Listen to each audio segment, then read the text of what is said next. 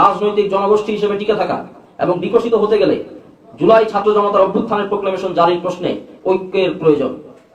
এর মাধ্যমে মহান মুক্তিযুদ্ধ, উপনিবেশ বিরোধী সংগ্রাম, পাকিস্তান আন্দোলন, 90-এর সামরিক স্বৈরাচার বিরোধী আন্দোলন সহ এই জনগোষ্ঠীর সকল বিরোচিত সংগ্রামের ইতিহাসকে ধারণ করে পূর্বতন ঐতিহাসিক মুহূর্তগুলোর পরবর্তী বন্দোবস্তে সীমাবদ্ধতা ও ব্যর্থতাকে পেরিয়ে 24-এর অভ্যুত্থান পরবর্তী বন্দোবস্ত সফল করতে হবে।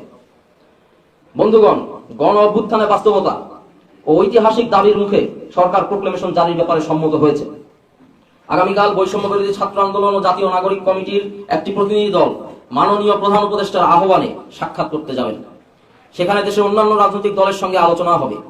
আলোচনা শেষে অবিলম্বে প্রোক্লেমেশন ঘোষণা করার তারিখ ঘোষণা করতে হবে। কোন প্রকারের কালক্ষেপণ ও গড়িমসি ছাত্র জনতা বরদাস্ত করবে না। কালক্ষেপণ হলে আমরা দ্রুতই সারা দেশের সর্বস্তরের ছাত্র জনতাকে সঙ্গে নিয়ে দুর্বার আন্দোলন গড়ে তুলব। সবাইকে ধন্যবাদ। বার্তা পেল বৈষম্য বিরোধী ছাত্র আন্দোলন ও জাতীয় নাগরিক কমিটি।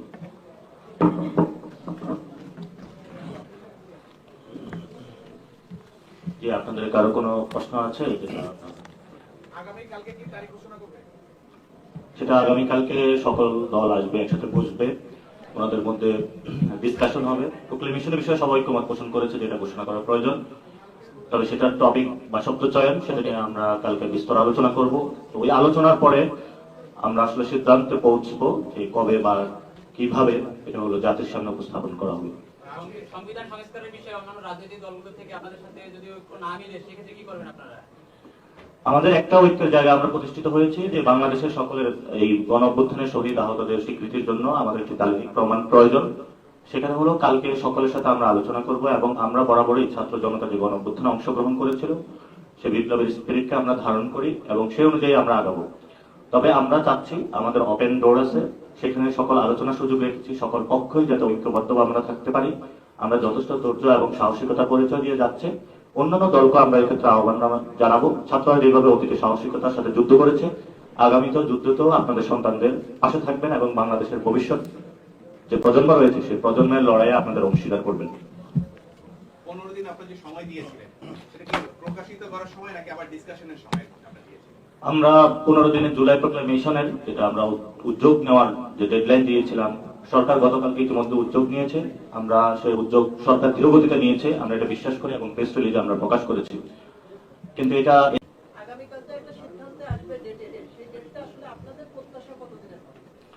আমরা তো অলরেডি বলেছি যে 15 তারিখের মধ্যে সরকার উদ্যোগ গ্রহণ করে এটা প্রকাশ করলে ভালো হতো। কিন্তু সকলকে একসাথে আলোচনা টেবিলে, বাংলাদেশে এটা গত 53 বছরের একটি পলিটিক্যাল কালচার, একসাথে বসা, একসাথে আলোচনা করা বা সিদ্ধান্ত নেওয়া, জাতির প্রশ্ন ঐক্যমত পোষণ করা, এগুলো বাংলাদেশের কালচারটা নষ্ট হয়ে গিয়েছে। আমরাও সেই কালচার কিভাবে ফিরিয়ে আনা যায়, বর্তমান ছাত্র জনতা সরকার সেই উদ্যোগটি নিয়েছে এবং তারা সেটাতে সফল হয়েছে এবং আগামীকালকে একটা ঐক্যমতের ভিত্তিতে একটি ডেট পাবলিশ করবেন।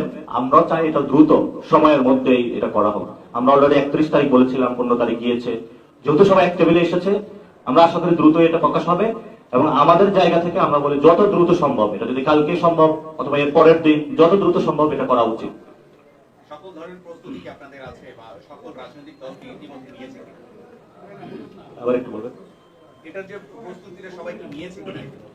না, আমরা আমাদের বিভিন্ন রাজনৈতিক দলের কথাবার্তা চলছে, তারা তাদের ফোরামের যে মিটিং গুলো করেছেন তাদেরও প্রস্তুতি রয়েছে, আমাদেরও প্রস্তুতি রয়েছে। আমরা বিভিন্ন পয়েন্ট গুলো নোট করেছি। আমরা জনমানুষের যে ঐতিহাসিক আকাঙ্ক্ষা এবং দায়িত্ব আমাদের উপরে দিয়েছি, সেই দায়িত্বের জায়গা থেকে আমরা পর্যালোচনা গুলো রেখেছি এবং আমরা গত 15 দিন মানুষের একদম অফিসস্থলে, মানুষের রান্নার চুলার কাছে গিয়েও কথা বলেছি। তাদের জীবন কিভাবে বিপন্ন হয়েছিল গত 15 বছরে, 53 বছরে, কেন তারা এই আন্দোলনে এসেছিল, সেই ভাষাগুলো আমরা আত্মস্থ করতে পেরেছি। তো এই আত্মস্থ ভাষাগুলো হৃদয়ে ধারণ করে আমরা কালকে সকলের কাছে আহ্বানগুলো পৌঁছে দিব। ঠিক আছে।